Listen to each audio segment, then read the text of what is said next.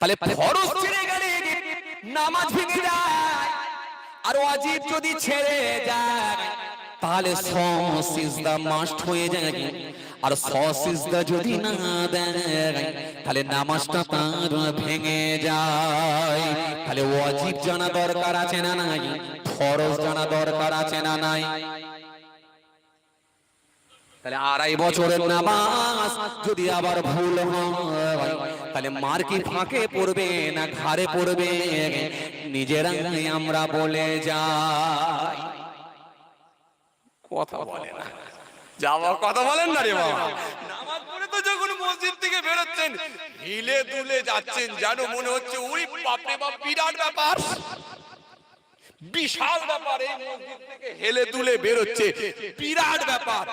একবারে পাঞ্জাবি উড়াতে উড়াতে শার্টের হাতটাকে খালি এরকম করে ঘাড়েতে তুলতে তুলতে, কেন মাথায় বসে আছে সব বেনামাজি, একটাও নামাজ পড়ে নেই, আর আমি এই টাটকা নামাজ পড়ে বেরোচ্ছি। ছেলে কথা নাকি? উড়ি সব, আরে কথা বলছেন না কেন?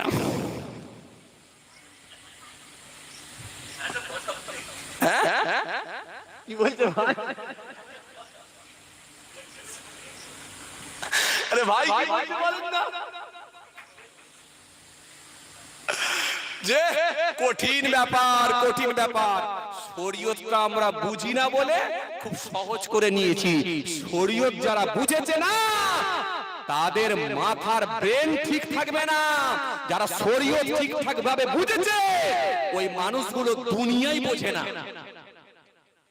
জগৎ বিখ্যাত ইমাম, ইমামে আযম আবু হানিফা রাহমাতুল্লাহ আলাইহি, তিনি বলছেন নামাজ নিয়ে আমি এত চিন্তিত, আমি এমন একজন ইমাম, আল্লাহ আমাকে এত জ্ঞান দিয়েছেন, এরপরও কিন্তু নামাজের মাসলা আমি এখনো শেষ করতে পারি। কথা কি বুঝতে পারছেন বাবাজি?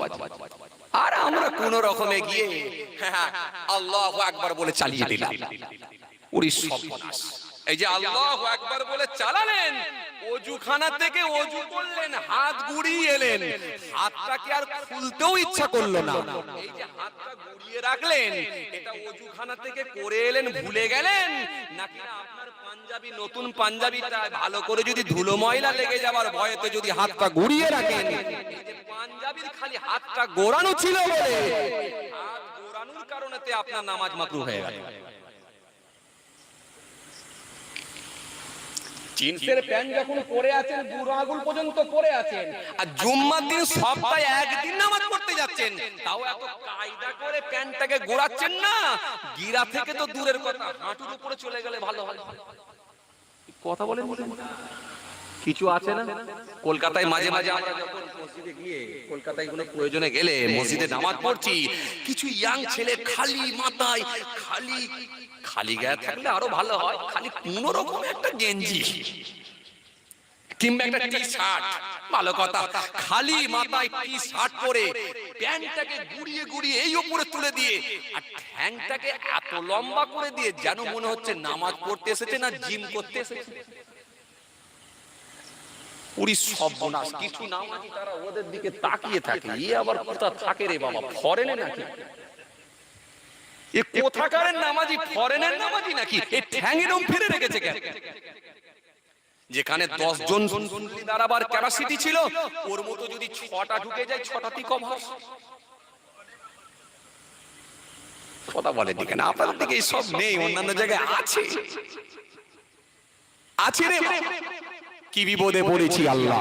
এই যে ইচ্ছা করে যদি খালি মাথায়, মসজিদে তো টুপি আছে, ইচ্ছা করে যদি অবহেলা করে যদি খালি মাথায় টুপিটা পরেন, আপনার নামাজটা, খালি মাথায় যদি নামাজটা পড়েন আপনার নামাজ মাকরুহ। আপনি জানেন বুড়ো বয়সে নামাজ পড়ছেন, উপর দিকে তাকিয়ে আছেন, বুড়ো বয়সে নামাজ পড়ছেন, ইমাম সাহেবের মাথার টুপি দেখছেন, হুজুর আবার এরকম টুপি কবে থেকে কিনলো? এই যে মাথার টুপিটা দেখে নামাজ পড়ছেন, এতে আপনার নামাজ মাকরুহ হবে? আল্লাহু আকবার, আল্লাহু আকবার। কিয়ামে দাঁড়িয়ে গেলেন। এই যে কিয়ামে দাঁড়িয়ে গেলেন, তাকবীরে তাহরিমা যখন বাঁধলেন, আল্লাহু আকবার বলে যখন জানালেন, আপনার চোখ কোন দিকে থাকবে? চোখ থাকবে সিজদার জায়গার দিকে। নামাজ পড়তে পড়তে যদি ঘাড় ঘুরিয়ে দেখেন তাহলে তো নামাজ ভেঙে যাবে, আর নামাজ পড়তে পড়তে যদি চোখ ঘুরিয়ে দেখেন তো নামাজ মাকরুহ হবে।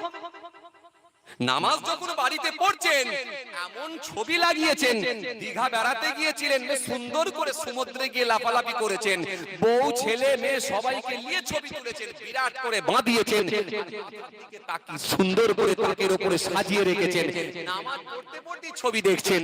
এই যে নামাজ পড়তে পড়তে ছবি দেখা তো দূরের, কানের কাছে কাঁধের কাছে, ডান দিকে বাঁ দিকে পেছন দিকে সামনের দিকে যদি ওই ছবি লাগিয়ে নামাজ পড়েন, নামাজ আপনার মাকরুহ।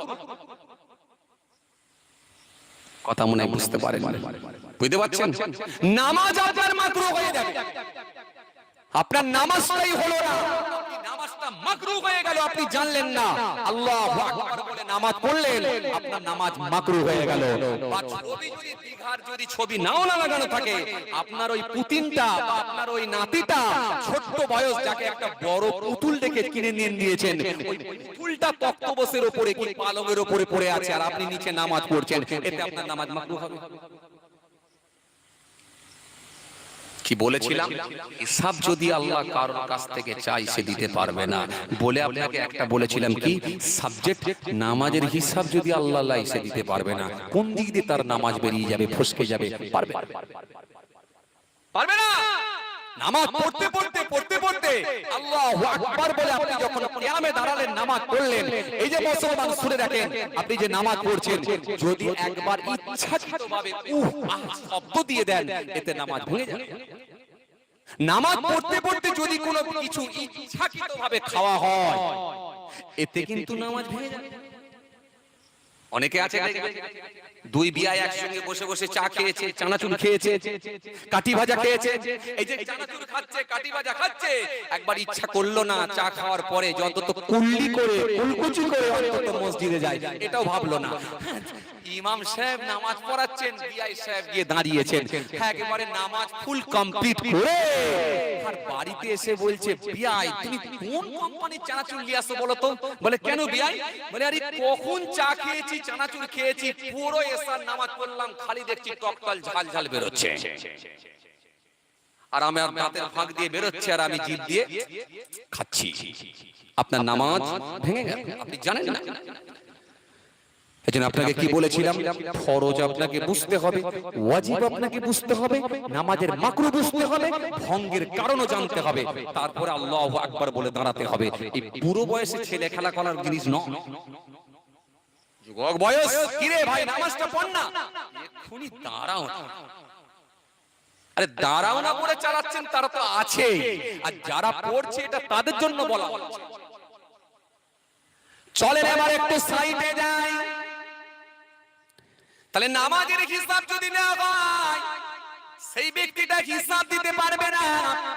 এবারে মনে করুন নামাজের হিসাব নেওয়া হলো না, এবারে যদি নামাজের হিসাব থেকে সে পার হয়ে যায়, এবারে যদি ওই বান্দাকে বলা হয়, ও বান্দা বলো বলো বলো বলো, তুমি না হয় নামাজ পড়েছিলে, তুমি না হয় রোজা রেখেছিলে, কিন্তু তোমার বিবিটা বেপরদা হয়ে ঘুরে বেরিয়েছিল, তার খোঁজ খবরটা কি রেখেছিলে?